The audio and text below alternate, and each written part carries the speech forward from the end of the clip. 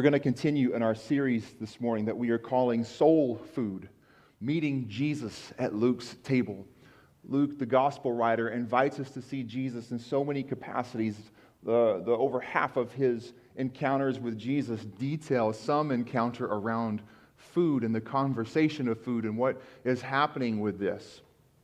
And this morning is no different. As we come into the text today, we will be in Luke chapter 9.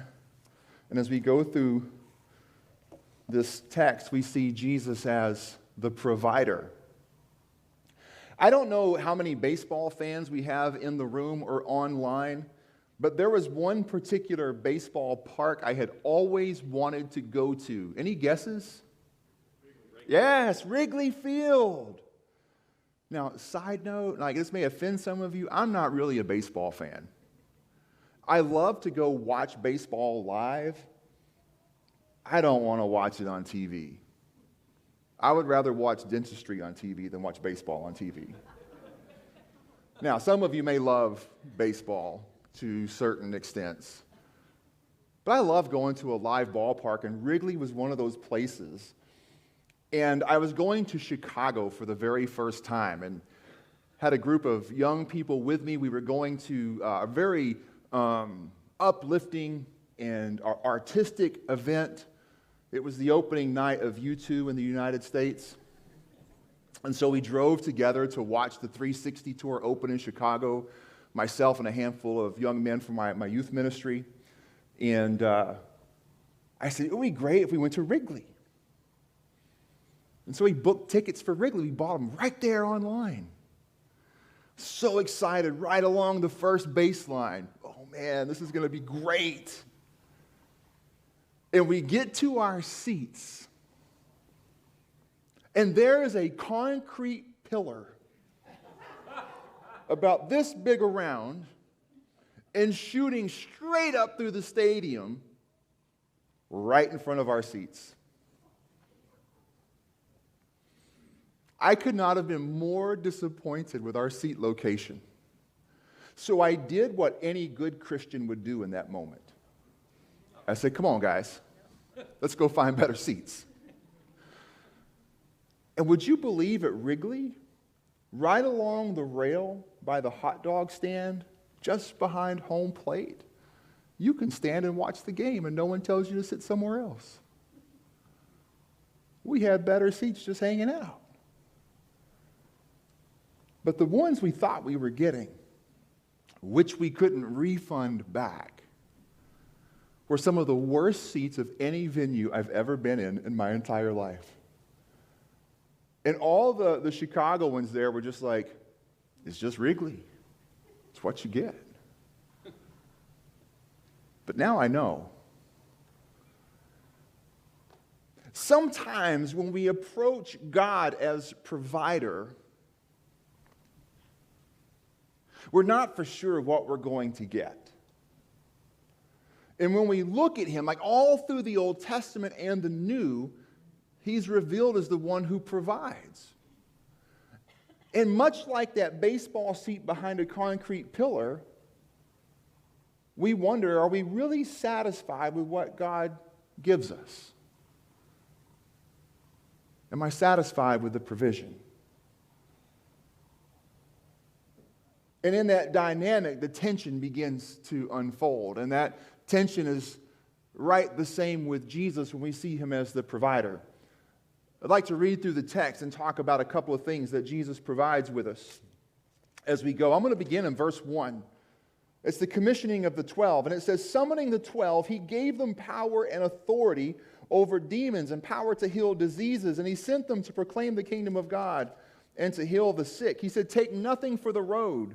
No walking stick, no travel bag, no bread, no money. Don't take an extra shirt. Whatever house you enter, stay there and leave from there. If they don't welcome you when you leave, shake the dust from your feet. And so they went village to village, proclaiming the good news and healing everywhere.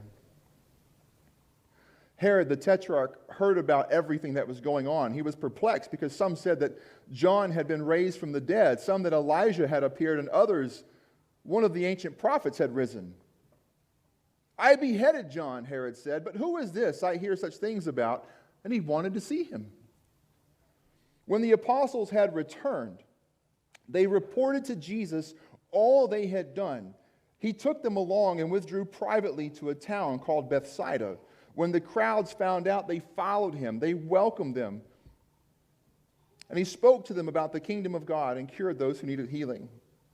Late in the day, the 12 came to him and said, "Send the crowd away, and so they can go to the surrounding villages and countryside to find food and lodging, because we're in a deserted place."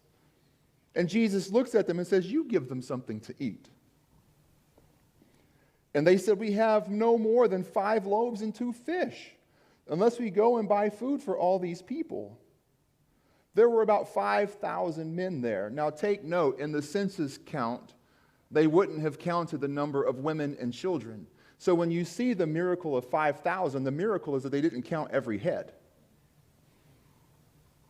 You could almost estimate that there's 11 to 13,000 people in the crowd around Jesus, if you think about the number of kids and adults who would have all been together. And he told his disciples, "Have them sit down in groups of about 50. They did so, and they sat down, and he took the 5 loaves and the 2 fish, and he looked up to heaven. He blessed the food and broke it. He kept giving them to the disciples to set before the crowd. Everyone ate and was filled. Then they picked up 12 baskets of leftover pieces. While he was praying in private, the disciples came to him, and he asked them, 'Who do the crowd say that I am?' And they answered, 'John the Baptist, and others Elijah, and still others one of the ancient prophets.' But who do you say that I am?" And Peter answered, "God's Messiah," which means the chosen one. Jesus the provider. How do we enter into this place of seeing God as the one who gives, the one who provides, the one who satisfies?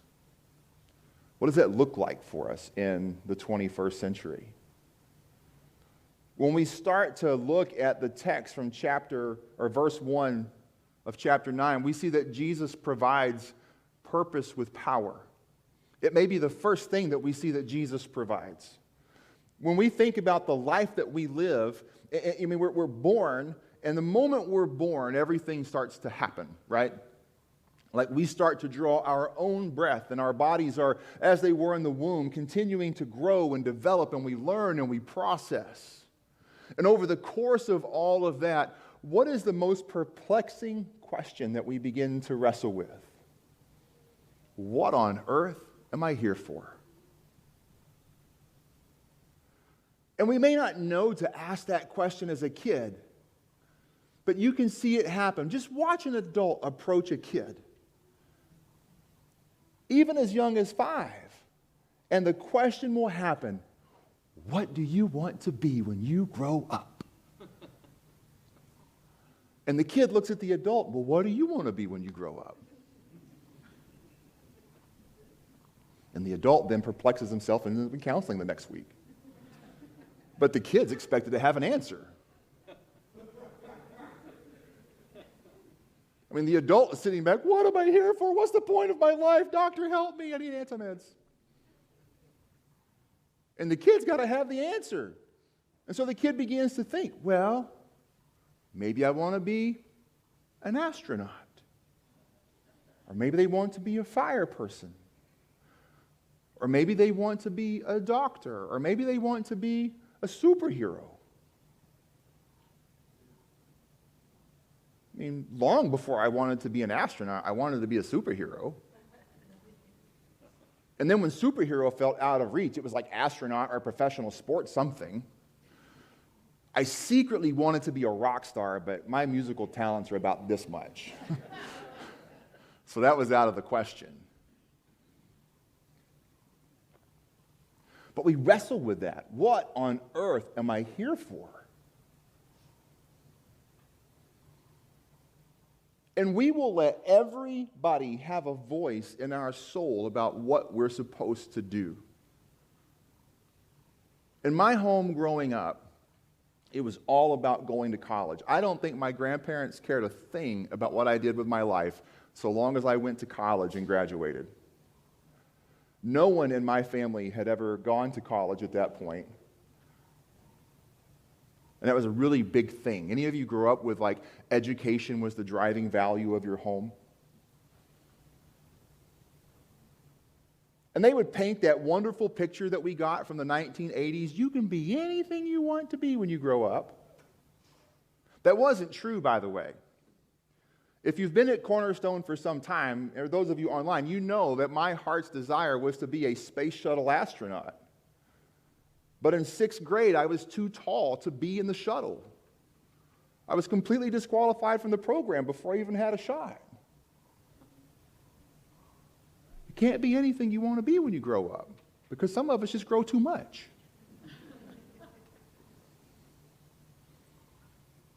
And so off I went on that journey of like, what do I want to be? And then I began to wrestle with who I was. And the dynamics of my story, the places where I come from, feeling, believing I was unwanted and unloved. And I won't go into the details of my story this morning. Set me on a trajectory of just nothing but trouble.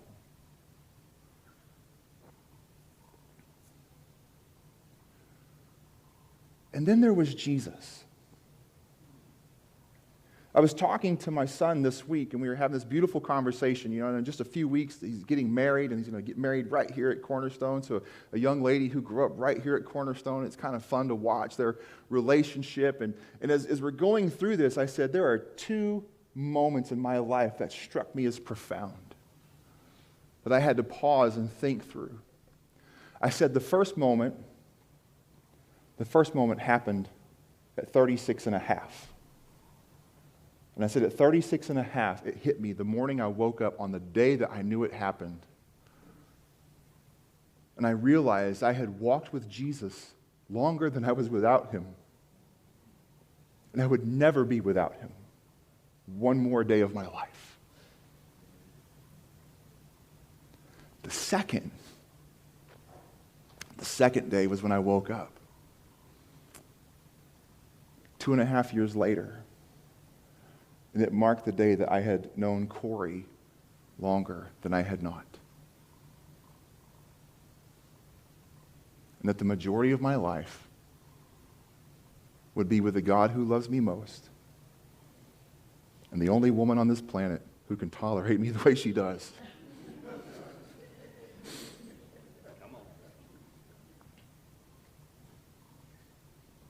And in both, there is a story of purpose that happened because of Jesus. When Jesus came into the life of the 12, they weren't the guys who the world wanted to lead spiritual life. Fishermen, those guys cuss all the time. That was their recognition in the ancient world. And they were fishing with a big net, not just a pole. I've heard what one pole fishermen sound like. Could you imagine like missing out with a whole net? The words that would come from the fishermen? They can't talk about God. Tax collectors, those guys betray their own brothers. They steal from the people that they're supposed to love the most. How in the world can they do anything for God? A zealot? They were political outcasts. You think the Tea Party was bad? The zealots in the ancient world, no one wanted to align with them except the zealots themselves. They're like that third-party vote that never gets in office, except they carried swords. Those guys followed Jesus? And yet, when we get to the book of Acts, they were recognized as the people. Those are the ones who are turning the world upside down. Because the challenge of the gospel and the good news of Jesus was so radical and so different from everything that Roman or Jew would know. Everything in their world kept them apart, and yet the gospel of God was bringing people together.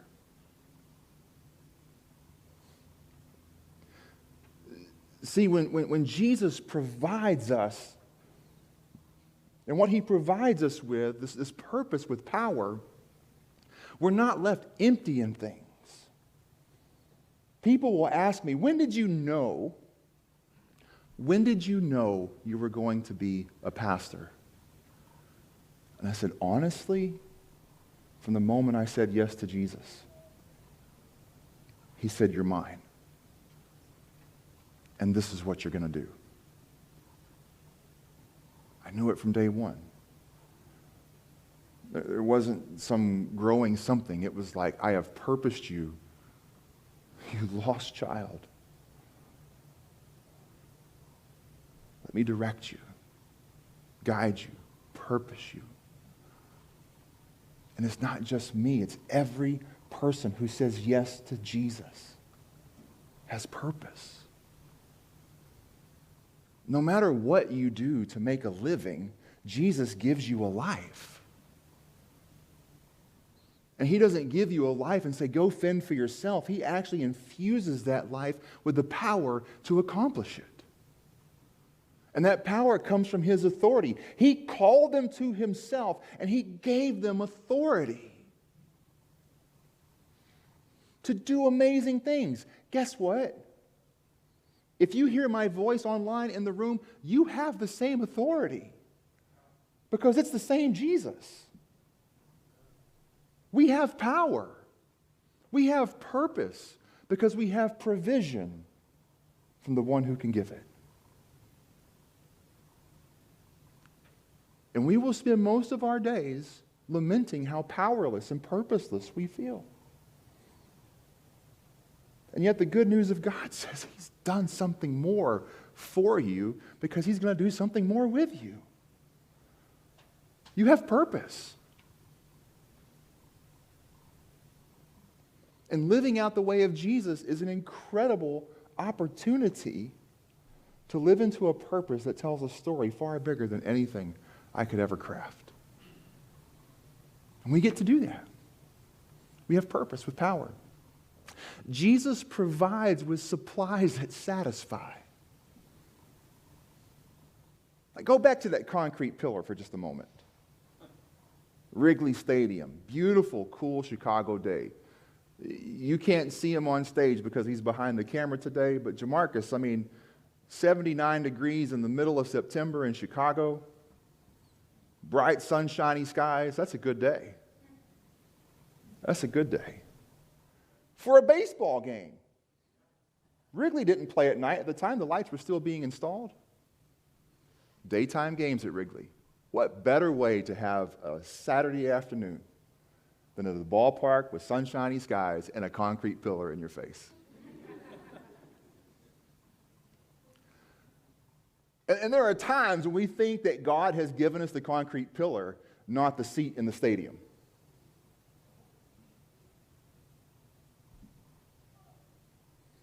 We think that God has put something as an obstacle in our way rather than provide for us a spot where we can rest and enjoy. When Jesus provides, the supply satisfies. I don't know how the miracle worked that day. Like some nights I have enough trouble trying to feed a family of 8, let alone a crowd of 5,000 plus. If I came to the table at my house with 2 fish and a handful of bread, someone's going hungry that night. Some people will complain, especially if it's a fish that's white in texture and color. Dad, are we eating white fish? It's a regular complaint. I love fish, by the way, of all kinds. And this one particular child will look at me from across the table. How much do I have to eat?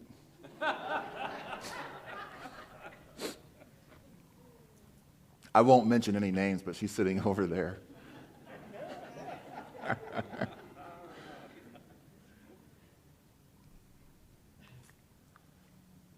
And we complain.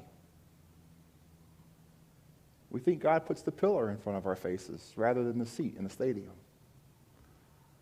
But do you know that everyone who was in that crowd that day, everyone, and the text makes a point to say this, ate, and was satisfied. And here's what I love about Luke's gospel. When you know about Luke, Luke researched. Like, he didn't just go grab some stories. He talked to so many people about what had happened. And he heard from them. And in that hearing, every person he talked to, you would not believe what happened that day. We had 2 fish and 5 loaves, and we started passing out food, and it kept going. And at the end of it, there was food left over.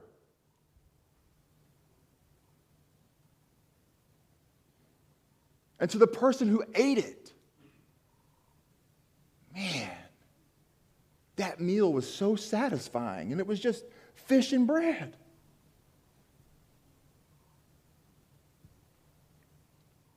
We used to have this conversation at home, like these what-if kind of table games. And so I would say, would you rather have $1 million right now, or would you rather have a wallet that every time you reached in it, it had a refillable $20, you could do whatever you wanted to with it? And you can't pull out 20s to stack up on something. You just get $20 anytime you want $20. I get inflation has happened, so now we need a $100 bill in there. I've never walked around with many $100 bills in my life. We went on vacation one time, and at the end of that vacation, I had one Ben Franklin left over. And I folded it up in my wallet and stuck it behind my driver's license. And Corey goes, "What's that?" I said, "It's my souvenir." Would you believe one day I had to use the souvenir? And it never refilled.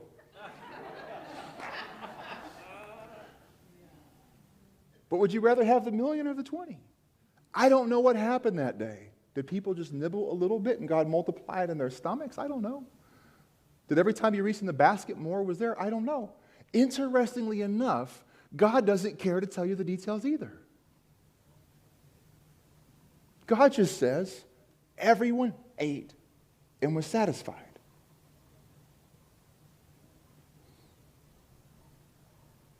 This is the provider. And when you take note, watch this for a second, right? Jesus is showing over and over and over that the way of the gospel is greater than the way of Moses. Moses would take people out into the wilderness, and they're walking through from Egypt on their way to the promised land, a land that flowed with milk and honey. That means it's a really good place, by the way. Because bees could do what bees do, and cows and goats could do what cows and goats do, and it was flowing with milk and honey. But on their way to that promised land, they were in the wasteland with nothing. A crowd of freed people coming out of Egypt. And they had the audacity to tell God they was hungry. And so God provided for them. In the Old Testament, it's called manna. We're not even for sure what manna is. I heard one brother one time proclaim it's like cornflakes with no flavor. I'm not for sure how true that is. Having been to many parts of the world, I imagine, manna was much more like a tortilla with no stuffing. Everybody in the world has some kind of flatbread somewhere. But they ate it. And then they got mad because they got tired of eating manna. And every day God provided manna for them. But they said, God, it'd be nice if we had some meat on the side of this. And so God gave them meat. And would you believe they still complained? They had a meat substance and a bread substance every day provided for them, and they were never satisfied. And yet here is this crowd of 5,000 plus eating a meat substance and a bread substance, and through Jesus are completely satisfied. Jesus provides a supply that satisfies. The ultimate provision of Jesus satisfies God.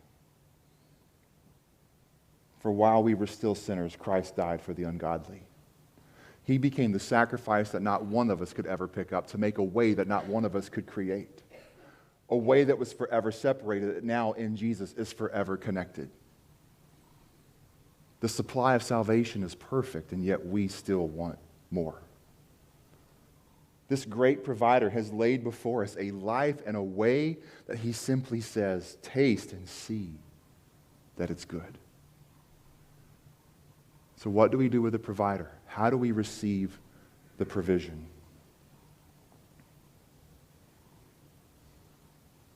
Receiving the provision begins with being honest about the need. See, we often think that we need God to provide us a relational other, a significant person, a husband, a wife, a child. That would make us complete. And yet Jesus is saying, you are already complete in me. We think that it's got to be a salary or a job or a house or a car. And yet Jesus says the provision is in me.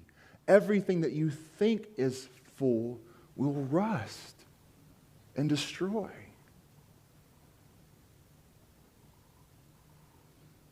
And the dynamic of being satisfied in the provider begins with recognizing what it is that we need provided.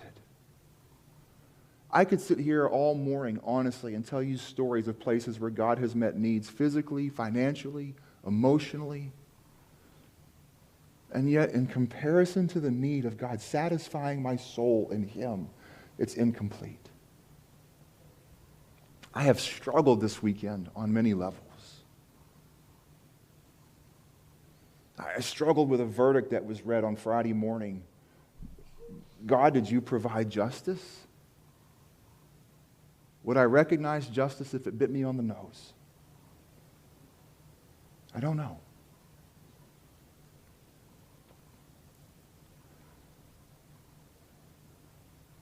What is God providing in this moment?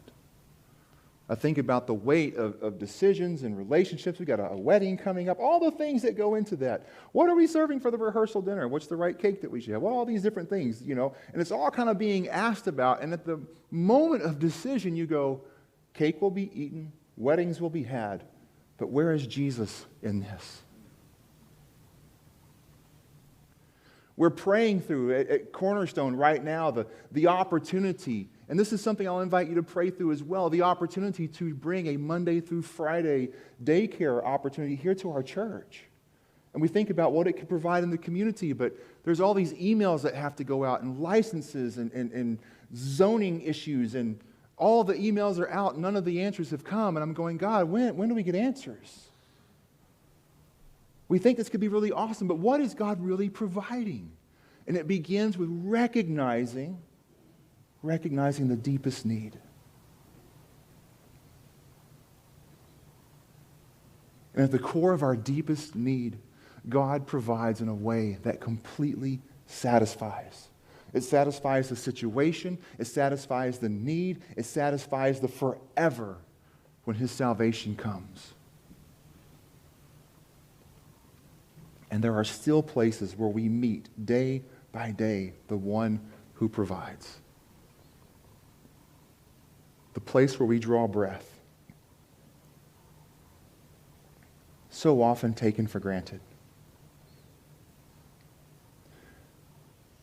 At the end of my day, when I begin to think through where I've been, I start to ask a couple of questions. Where did I see God most move in my life today?